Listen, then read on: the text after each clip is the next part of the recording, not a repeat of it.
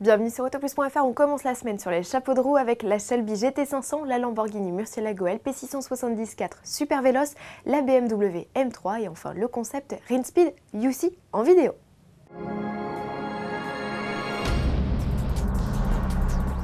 Dans le cadre du salon de Chicago, Ford a révélé au grand public la dernière génération de la plus redoutable de ses Mustangs, la Shelby GT500. Extérieurement, peu de changements comparé à l'opus de 2010, déjà basé sur la nouvelle Mustang. Le plus gros changement s'opère sous le capot. Les ingénieurs ont doté la sportive au Cobra d'un bloc plus puissant et plus économique, c'est la tendance. Ainsi, le V8 5 litres 4 délivre désormais 550 chevaux, soit un gain de 10 chevaux. Réalisé en aluminium, le moteur a perdu une cinquantaine de kilos. Dans le même temps, Ford en a profité pour offrir au coupé et au cabriolet une sonorité encore plus rauque grâce à une nouvelle ligne d'échappement.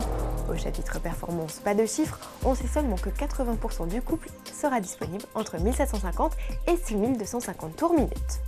Lamborghini vient de franchir un cap, sa 4 millième Murcielago vient de sortir de ses usines de Sant'Agata, en Italie. L'heureux élu, une LP670-4 Super Veloce. Chez Lamborghini, on savoure, en 11 années de carrière, la Diablo, sa devancière, ne s'était écoulée qu'à 2900 exemplaires. La super sportive au V12 de 670 chevaux, facturée plus de 350 000 € et limitée à 350 exemplaires, s'en va maintenant rejoindre la Chine où l'attend son heureux propriétaire. Un autre clin d'œil puisque la région enregistre des records de vente, un quart de la production Lamborghini s'écoule en effet dans la zone Asie-Pacifique. Chaque week-end, BMW nous offre une nouveauté produit. Cette semaine, lumière sur la nouvelle M3. La sportive profite du léger lifting offert à la série 3 il y a quelques semaines et profite aussi d'un nouveau pack sport avec spoiler sur la malle et jupe en carbone. Mais la plus grosse nouveauté, c'est l'introduction sur le V8 de 420 chevaux du système Auto Start Stop qui permet de couper le moteur lors d'arrêts prolongés. J'entends les puristes grincer des dents. Ce dispositif associé à une boîte manuelle à 6 vitesses et pour la première fois une transmission automatique à double embrayage permet aux coupés, à la berline et au cabriolet frappé du M de faire tomber leur consommation de 8% et d'abaisser leur rejet de CO2 de 24 grammes. Pas assez cependant pour ne plus être soumis au supermalus de 2600 € arrivé au printemps. C'est une tradition, à chaque salon de Genève, le constructeur suisse Rinspeed propose un concept inédit.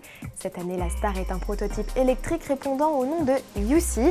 Cette biplace de 2,60 m, soit 9 cm de moins qu'une Smart, affiche un look proche de celui des Fiat Topolino des années 30. Si l'on ne connaît pas la puissance exacte du bloc, on sait que l'auto est capable d'atteindre une vitesse maxi de 120 km/h et de proposer une autonomie de 105 km. Et pour contourner le problème du rayon limité d'action, Rinspeed a trouvé la solution. Ces voiturettes pourront prendre place dans des trains, elles y seront alors rechargées et les places pourront être réservées directement via l'ordinateur de bord de la voiture. Rendez-vous à Genève pour le découvrir de visu. Merci de nous avoir suivis et à demain.